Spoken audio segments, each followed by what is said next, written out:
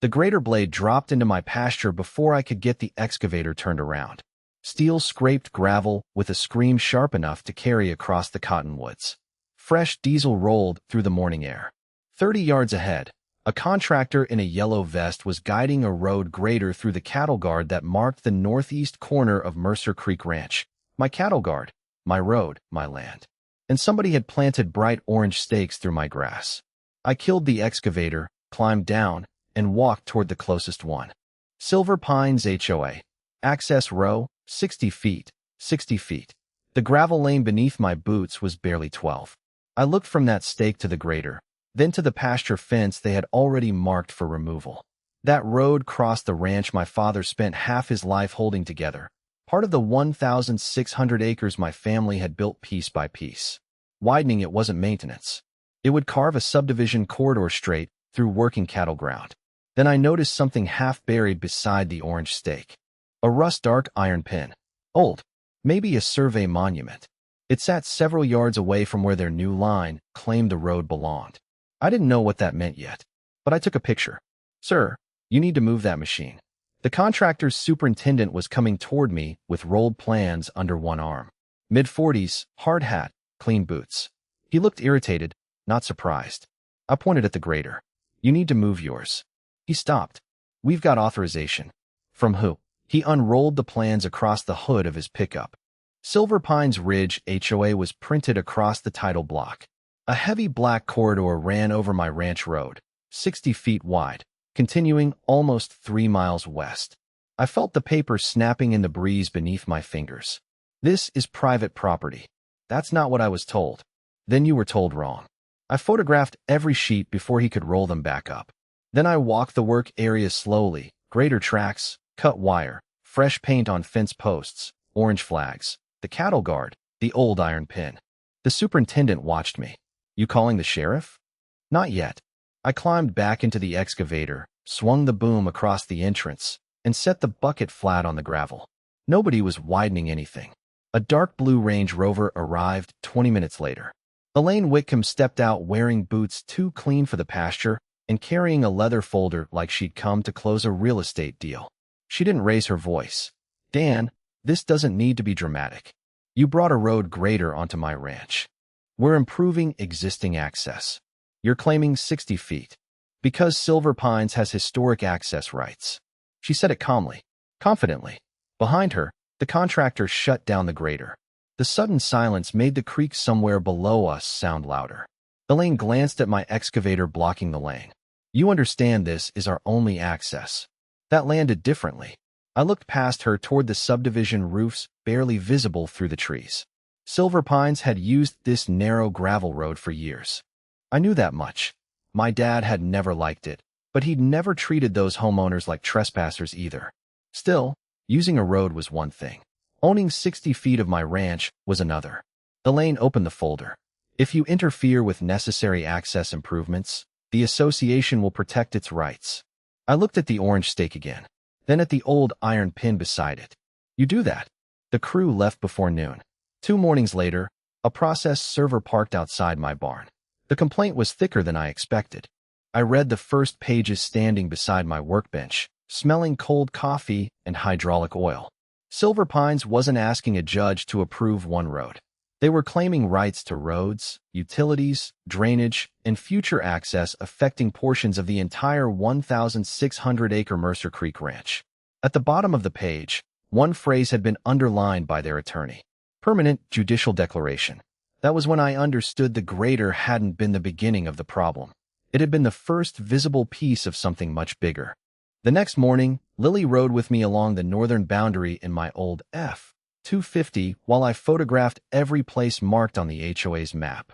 The truck bounced hard over frozen ruts. Fence wire hummed in the wind.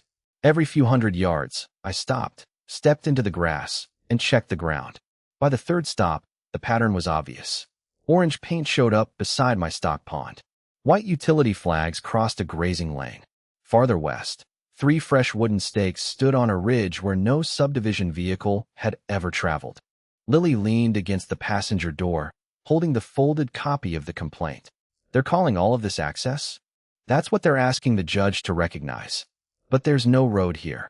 I looked at the untouched bunchgrass stretching toward the foothills. Exactly.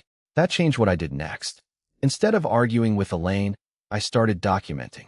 Every marker, every tire track, every fence post, every place their proposed corridor crossed water, pasture, or ranch infrastructure. My dad had spent 30 years piecing Mercer Creek together. He inherited the northern section, bought adjoining parcels whenever ranchers retired, and finally brought the place to about 1,600 acres. The road Silver Pines used had always been the strange part. Dad grumbled about their SUVs throwing dust during calving season, but he never called the sheriff. I'd grown up assuming somebody, somewhere, had granted them limited access. Limited was the word that mattered now, because Elaine's map wasn't limited. It reached beyond the existing lane. That afternoon, I drove to the ranch entrance and mounted 2 trail cameras high on cottonwoods facing the gravel road. Not hidden, just protected. Then I put up a new sign. Private ranch road. Resident and emergency access only. No contractors without owner authorization. I left residents alone. School pickups, homeowners, emergency traffic, nothing changed. But when an HOA landscaping truck rolled in the next morning hauling decorative stone, I stopped it. The driver lowered his window. Elaine said we're cleared. You're not. He glanced at my sign, called someone, then backed all the way out. By lunchtime, Silver Pines had sent a neighborhood-wide message. Lily found it first. She held her phone across the kitchen table. Dad, the headline read, Mercer Ranch threatens Silver Pines only safe access. Below it was a photograph of my new sign. Elaine had framed a restriction on HOA contractors as if I were trapping 140 families behind a locked gate. 2 days later, I lost an excavation job inside Silver Pines. Then another. One customer was honest enough to tell me why. Dan, I don't want to get caught in the middle. That hurt more than Elaine's letterhead. I could fight a map. Rumors were harder. So Lily and I went back out that evening to check the stakes again. One orange marker near the cattle guard was gone. Not knocked over. Pulled. The hole was still clean in the damp soil. Good thing I'd photographed it. I crouched beside the old iron pin from the first morning and brushed dirt away with my glove. Then Owen Beck, the surveyor Rebecca had recommended, arrived in a mud-spattered Tacoma. He studied the HOA drawing, then the actual road. After 10 silent minutes, he pointed toward the cottonwoods. This map says their corridor runs straight. I nodded. The gravel lane curved hard around a drainage cut. Owen looked back at the drawing. Dan, part of what they're claiming isn't where the road is. He traced the black line with one finger. It runs through pasture that's never had a road on it. That was the first useful answer I got, and it created a much worse question. If Silver Pines was only trying to protect existing access, why were they claiming land they had never used? Owen came back the next morning with a metal detector, a shovel, and the expression of a man who trusted dirt more than paperwork. We started at the cattle guard. The orange HOA stake was still gone, but the old iron pin sat exactly where I'd photographed it. Owen swept the detector in a slow arc beep. 10 feet north, nothing. 20 feet. Then another sharp tone. We dug through 6 inches of packed soil and found a second iron monument, rusted almost black. Don't get excited, Owen said. I'm not. You look excited. I look cold. He almost smiled. We kept walking. The HOA plan showed a clean 60-foot corridor cutting straight west. The ground told a different story. The gravel road curved around a wash, squeezed between 2 old cottonwoods, then bent north before crossing a stone culvert my dad had repaired when I was a teenager. Owen found a third monument near that bend. He drove a temporary wooden lath beside it and sighted back toward the first 2. The line followed the narrow old road, not Elaine's new corridor. I stood there listening to creek water moving under the culvert. So their map is wrong. Part of it is, Owen said. Then we're done. No, he folded his arms. Monuments can tell me where somebody intended a line to run. They don't tell me what legal rights were granted over it. That took some wind out of me. I'd wanted one clean answer. Instead, I had a better question. If Silver Pines really had rights here, what exactly had been granted? That afternoon, I went into the storage room behind my ranch office. Dad had never trusted computers for anything involving land. He kept deeds, grazing leases, water records, and old receipts in steel boxes with masking tape labels written in black marker. I started with anything tied to the North Tract. An hour later, my hands smelled like dust in old paper. Then I found a gray box marked North Tract, Access/Water. Inside were closing statements, fence agreements, handwritten notes, and copies of old survey sketches. One drawing stopped me. The ranch lane was shown as a thin line entering what would eventually become Silver Pines. Not 60 feet. Not even close. Beside it, in faded pencil, someone had written, Temp. Access until permanent connection. I read it twice. There was no signature on that page. No legal description. And the next sheet in the sequence was missing. I called Rebecca. She was quiet for a second after I read the note. Don't assume temporary means expired. I know. We need the original agreement. I know. And the development file. That too. By evening, Rebecca had sent a formal request for the underlying title and subdivision records. Elaine's attorney objected almost immediately. Too broad. Not relevant. Burdensome. That reaction told me we were finally touching something they didn't want examined. The next morning, I checked the road again. A second orange stake had disappeared. The old iron monuments were still there. I photographed the empty holes. Then Owen called me from his truck. He'd found an old planning reference tied to the subdivision's first phase. It described the ranch lane as temporary access while a permanent connection was built east toward Juniper Creek Road. I knew that side of Silver Pines. There was no road there. Just trees, backyards, and a cul-de-sac. For the first time, we had something real. The access had apparently never been meant to stay this way. Now I needed to find out why the permanent road was never built, and what Silver Pines had been relying on ever since.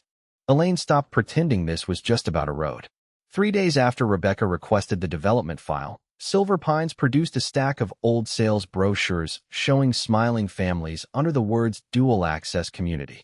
They filed affidavits from residents who had driven across Mercer Creek Ranch for 20 years. Then they asked the court to preserve historic access until trial. They got it. The order was narrow. Existing traffic only. No widening. No new construction.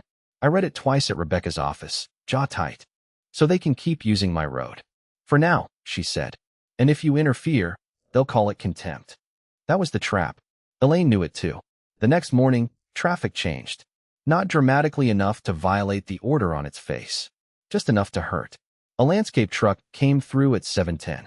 Then 2 real estate SUVs. Then an HOA maintenance pickup hauling gravel. By noon, prospective buyers were crawling past my calving pasture with windows down, pointing at views. I stood beside the cattle guard and filmed license plates instead of stopping anyone. That was my choice. No arguments. No touching vehicles. No giving Elaine a photograph of me blocking the road. I mounted 2 more cameras farther inside the ranch, each aimed at the road shoulders instead of the entrance. At the time, I only wanted proof of where people were driving. Spring thaw gave me something else. The gravel softened after 3 days of rain. Tires cut ruts 6 inches deep. When 2 SUVs met near the old cottonwoods, one rolled completely off the lane and through the grass to get around the other. Then another did it. By Friday, the shoulder looked like somebody had dragged a plow through it. Water stopped flowing cleanly through the drainage cut. Mud backed into the ditch beside the stone culvert. I called the HOA office. Elaine answered. Your traffic is leaving the road. Our residents are complying with the court order. I have video. Then I'm sure your attorney can review it. Click. She was careful. That bothered me more than yelling would have. I moved the cattle operation away from the north lane. It meant loading farther west, using an older interior route that added almost 5 miles to every haul. Lily helped me reset portable panels before school one morning. She looked at the mud caked around the tires. How long can they do this? Until somebody tells them they can't. A week later, one of the cows spooked while we were moving the herd toward the alternate loading pen. The interior fence had been weakened where we'd rushed repairs. She pushed through, went down hard in the churned ground, and came up limping. The vet said she'd recover, but not in time for sale. There went another several $1,000s. That night I sat at the kitchen table with invoices spread around me. Extra fuel, fence materials, vet bill, lost excavation work, road repair estimates. Elaine hadn't touched my bank account. She didn't need to. She was bleeding me through the ground. Then Rebecca called. Her voice was flat. Dan, they amended the complaint. I stared through the kitchen window toward the dark line of trees hiding Silver Pines. What changed? They're not just defending the old lane anymore. I heard paper moving on her end. They want the court to recognize the full 60-foot corridor, utility rights, drainage rights, and future access across Mercer Creek. I looked at the muddy boot prints Lily had left by the back door. Elaine had started with a grader. Now she was asking a judge to turn that orange stake into permanent property rights. And once the court ruled on that, there would be no putting the question back in the ground. By June, Elaine had something I didn't. A clean public story. Silver Pines had families, school buses, delivery trucks, and one road out. I had 1,600 acres and a locked expression every time a camera pointed at me. The preliminary ruling kept the ranch lane open while the case moved forward. Elaine stood beside the stone Silver Pines entrance sign that afternoon and gave a local reporter exactly what she needed. We're simply protecting safe access for our residents. No accusations. No theatrics. Just a reasonable woman in a navy jacket talking about ambulances and winter storms. The segment aired that night under a headline that made my stomach turn. Rancher fights only roads serving 140 homes. The next morning, one of my excavation customers canceled a drainage job. Then another contractor called and pushed a grading project until things settled down. My skid steer needed a hydraulic pump I had been delaying for months. I left it parked behind the shop instead. That machine sitting silent bothered me more than I expected. Work was supposed to make noise. Mine wasn't. Rebecca's invoices kept arriving. Owen's survey work. Filing costs. Road repairs.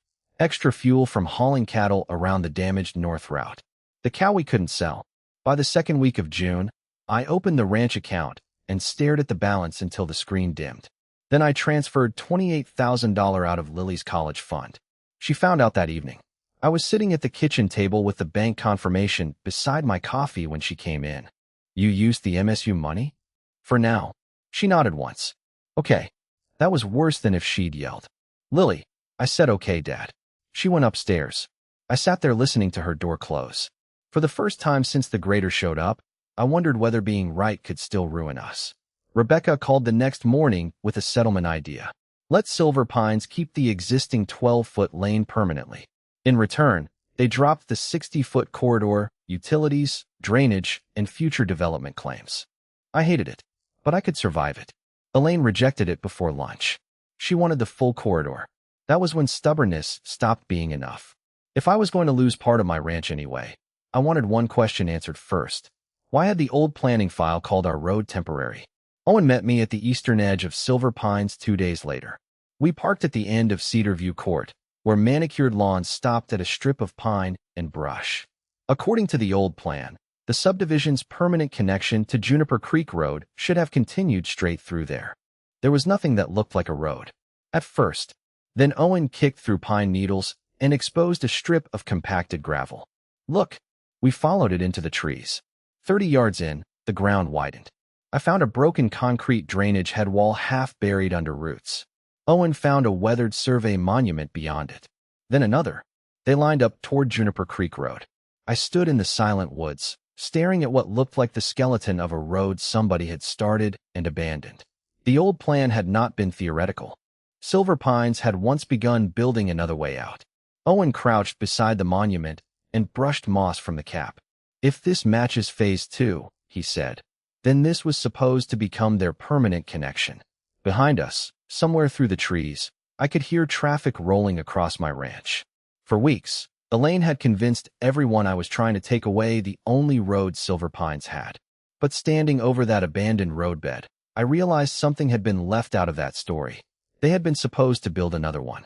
I went back to the abandoned roadbed before sunrise with Owen and a thermos of coffee neither of us touched. He set his tripod over the first weathered monument we had found under the pines, then sighted toward the second. The laser chirped. Owen checked the number, moved 30 yards, and checked again.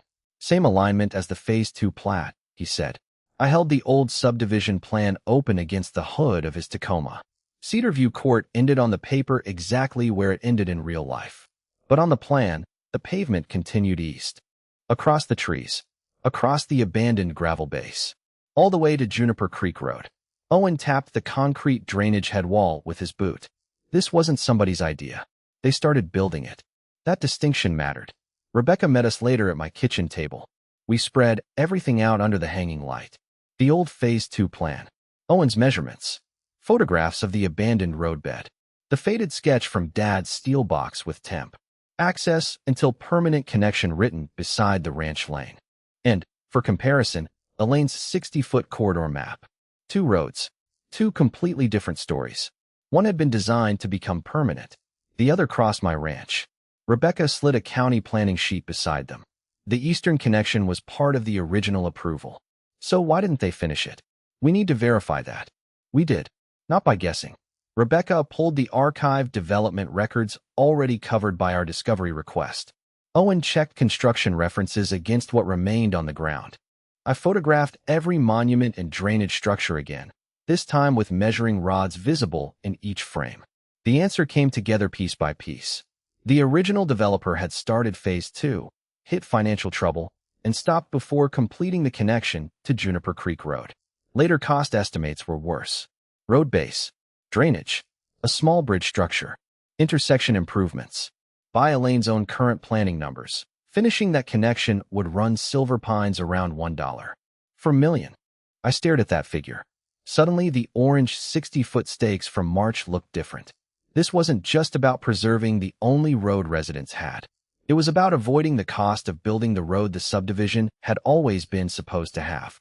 Rebecca still didn't smile. Don't jump ahead. I'm not. Yes, you are. She pulled another document from the stack. The complete original access agreement had finally arrived. Not Dad's photocopy. The real thing. The ranch lane was described narrowly. Temporary passage while the permanent subdivision connection was developed. No 60-foot corridor. No blanket utility rights across 1,600 acres. But there was a problem. Silver Pines had kept using the road for decades. Rebecca pointed at the dates. They're going to argue whatever temporary arrangement existed originally. Later use created rights of its own. So this doesn't kill their case. No, I leaned back. Outside, a vehicle rattled over the cattle guard. For once, the sound didn't make me angry. It made me pay attention. I thought about the cameras, the old iron monuments, the narrow lane, the HOA maintenance trucks, the abandoned eastern road. Different pieces, none strong enough alone. Maybe that was the point. I copied every photograph onto 2 external drives. One went into my office safe. Rebecca took the other. Owen signed and dated his field measurements. The original paper record stayed untouched in protective sleeves. Elaine still sounded confident through her attorney.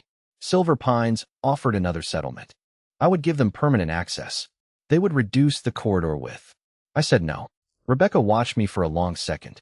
You understand trial could make this permanent against you. I understand. For months I had been trying to stop Elaine from changing the question. Now I wanted the question answered completely.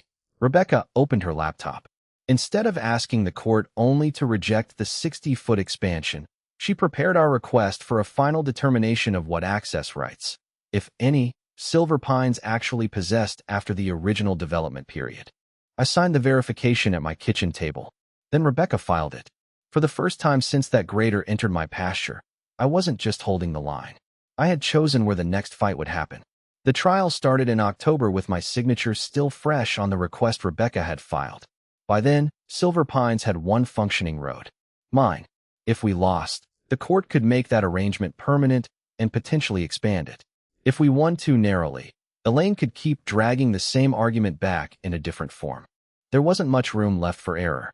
The courtroom smelled like old wood, coffee, and damp coats.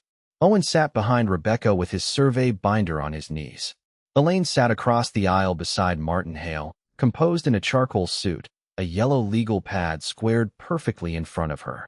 She looked like someone who expected paperwork to finish what the grader had started. Hale began with history.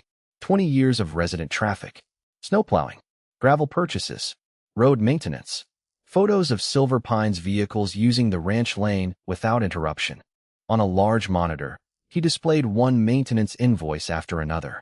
Elaine watched the judge more than she watched me. It was a strong presentation. That was what made it dangerous. Their theory was simple enough for anyone to understand. Silver Pines had openly used and maintained that road for decades because the community believed it had a permanent right to do so. If the judge accepted that, Dad's old temporary access papers might not save us. Then Elaine took the stand. Hale walked her through HOA records year by year. Did Silver Pines maintain the western access? Yes. Consistently, yes. Did the Mercer family ever prevent normal resident use before this dispute? Not to my knowledge. He handed her a thick maintenance archive. I recognized some of the dates from the invoices Rebecca had reviewed. Hale moved to admit the entire set as ordinary HOA business records. Rebecca stood. No objection. I looked at her. She didn't look back. Elaine continued. She explained gravel deliveries, winter plowing, culvert work, occasional grading. Competent answers. Nothing reckless. Then Rebecca stood for cross-examination. She carried only a thin yellow folder. You testified the HOA coordinated road maintenance with the Mercer family? We communicated as a courtesy. Rebecca placed one letter on the document camera. Elaine's expression barely changed. The screen showed an old Silver Pines letterhead, requesting permission to grade Mercer Lane. Is this an HOA record? Yes. Kept in the archive, Mr. Hale just authenticated? Yes. Rebecca switched documents. Another letter. Mr. Mercer has approved winter access again this season. Elaine folded her hands. As I said, the boards tried to maintain good neighbor relations. Another. Thank you for continuing to allow Silver Pines residents to cross Mercer property. The courtroom went quiet enough that I could hear somebody shifting in the back row. Rebecca didn't argue. She simply let the words sit on the screen. Hale objected when she started asking about legal conclusions. The judge sustained him. Elaine relaxed slightly. She still had decades of traffic, maintenance, and families depending on the road. From where she sat, those letters probably looked like harmless politeness. Rebecca changed direction. Who maintained this archive? The association. These were kept in the ordinary course of HOA business? Yes. And the boards that wrote these letters were the same boards paying for road maintenance? Yes. Rebecca picked up the archive Hale had introduced. So the association preserved both the maintenance invoices and the permission correspondence together? Elaine glanced at Hale. He gave a small nod. Yes. Rebecca returned to counsel table. That should have been the end of it. Then Elaine added, almost helpfully, we always asked the Mercers before major work because we didn't want unnecessary disputes. That doesn't change the fact that our residents had a right to use the road. Rebecca froze for half a second. So did I. Elaine thought she had clarified her position. Instead, she had tied the permissions directly to the very maintenance Silver Pines was using to prove control. And she had done it under oath, after authenticating the records herself. Rebecca closed the yellow folder. I looked at the sentence still glowing on the monitor. Thank you for continuing to allow Silver Pines residents to cross Mercer property. That was the moment I knew. Now we had it. Rebecca let Elaine's last answer hang in the room. Then she walked back to the monitor. Your Honor, I'd like to return to the original access agreement. Hale stood. We've already covered that document. Not in connection with the association's own maintenance archive. The judge looked from Rebecca to Hale, then nodded. Proceed. Rebecca placed the old agreement on the screen. The language was narrow. Temporary passage over the existing Mercer Ranch Lane, while the subdivision's permanent eastern connection was developed. No 60-foot corridor. No blanket utility easement. No future development rights across 1,600 acres. That changed the first assumption. Silver Pines had not begun with a permanent road. Elaine's attorney tried to recover. Whatever the original arrangement was, decades of open use followed. Rebecca nodded. That's exactly why the later records matter. Next came Owen. He carried no dramatic folder, just his field book and the survey exhibit. On the monitor, he overlaid Elaine's 60-foot corridor with the iron monuments we had dug out of the dirt back in March. The orange stakes showed one line. The old iron pins showed another. The historic alignment hugged the narrow gravel lane, curved around the drainage cut, and past the stone culvert. Elaine's proposed corridor cut straight through untouched pasture. Owen pointed to the measurements. The claimed 60-foot right-of-way does not match the physical evidence of historic use. That connected the mystery from the first morning. The orange stake had never been marking an old road. It was marking a new claim. Hale shifted strategy. He argued Silver Pines needed modern access because the ranch lane had become the community's only practical route. Rebecca brought up the Phase 2 subdivision plan. Cedarview Court ended where I had stood with Owen in June. But on the original plan, the road continued east to Juniper Creek Road. Then came the photographs. The buried gravel base. The broken concrete drainage head wall. the weathered monuments disappearing through the pines. Construction had begun. It had simply never been finished. Elaine's face changed for the first time. Not panic. Calculation. Hale stood again. An abandoned development plan from decades ago doesn't erase established access. Rebecca didn't argue with him. She put the maintenance correspondence back on the screen, requesting permission to grade Mercer Lane. Then, MR, Mercer has approved winter access again this season. Then the line Elaine herself had authenticated. Thank you for continuing TO, allow Silver Pines residents TO, cross Mercer property. The judge leaned forward. Ms. Whitcomb, these requests continued after the eastern connection was supposed to be constructed? Elaine hesitated. Yes, but they were neighborly communications. Requests for permission? Courtesy requests. The judge looked down at his notes. And you testified your board sought Mercer approval before major work. Elaine's mouth tightened. Yes. That was the third proof. Silver Pines had years of use, but its own files described that use as something allowed by the Mercer family. Then Rebecca introduced the camera stills. 2 SUVs meeting near the cottonwoods. 1 vehicle leaving the gravel entirely. An HOA maintenance truck sitting beyond the historic road edge. Fresh ruts through pasture. The same area Elaine wanted transformed into a 60-foot corridor. The judge compared the images to Owen's survey. Nobody in the Silver Pines row was whispering anymore. Even Hale stopped taking notes. The final piece wasn't a surprise. It was Elaine's amended complaint. Rebecca read the section where Silver Pines had asked the court to define its access rights permanently. They had wanted certainty. Now every measurement, letter, photograph, and planning record pointed in the same direction. The judge issued the ruling from the bench later that afternoon. Silver Pines had failed to establish a permanent 60-foot corridor, future development rights, or a permanent subdivision easement across Mercer Creek Ranch. Because the ranch lane remained the subdivision's only functioning road, the court would set a limited transition period for safe access, while Silver Pines completed lawful access elsewhere. Then came the sentence that changed everything. At the end of that transition period, the association's routine access across Mercer Creek Ranch shall terminate. I didn't look at Elaine. I looked at the courtroom screen. The orange 60-foot line was still displayed over my pasture. For the first time since March, it was only a drawing. The first orange stake came out 3 weeks after the ruling. I was standing beside the cattle guard when a Silver Pines maintenance crew pulled up in a flatbed. No grader this time. No survey paint. Just 2 workers with gloves, a post puller, and instructions to remove every temporary marker the HOA had placed on Mercer Creek Ranch. One of them wrapped the chain around the stake marked Access Row, 60 feet, metal creaked. The post came free with a wet pop of soil. I watched it go into the truck bed. That sound stayed with me. For months, those orange stakes had meant somebody else was drawing lines through my property. Now they were scrap. Silver Pines got a court-approved transition period to finish the east connection to Juniper Creek Road. County crews inspected the drainage work. Contractors reopened the abandoned Phase 2 roadbed we had found under the pines. This time, every excavator and dump truck stayed on land Silver Pines actually controlled. I could hear them from the ranch some mornings. Diesel, backup alarms, rock being dumped. The same sounds that had started this fight. They didn't bother me anymore. The HOA had to use reserves and approve a special assessment to cover the project. Their planned expansion was postponed. Elaine lost the next board election. There wasn't any cheering crowd outside her house. No handcuffs. No public spectacle. She had pushed a civil claim too far, and the people paying for it eventually decided they wanted someone else making decisions. That was enough.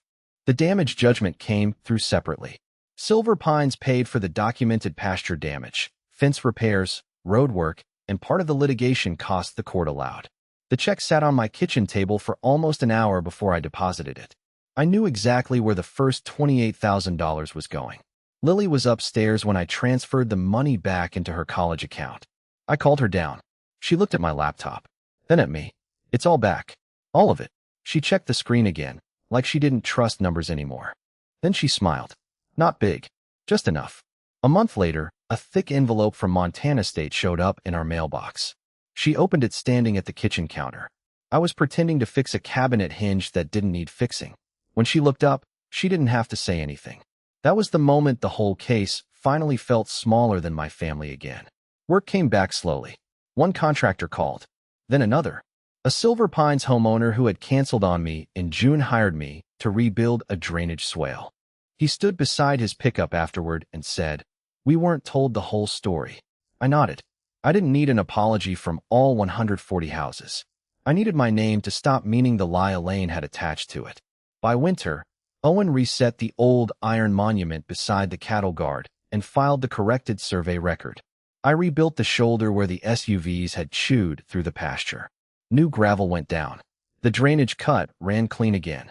The interior fence got replaced properly instead of patched in a hurry.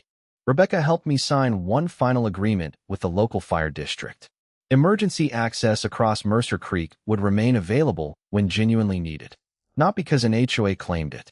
Because I chose it. Then the East Road opened. I knew before anyone called. At 7:15 that morning, I stood beside the cattle guard with coffee cooling in my hand.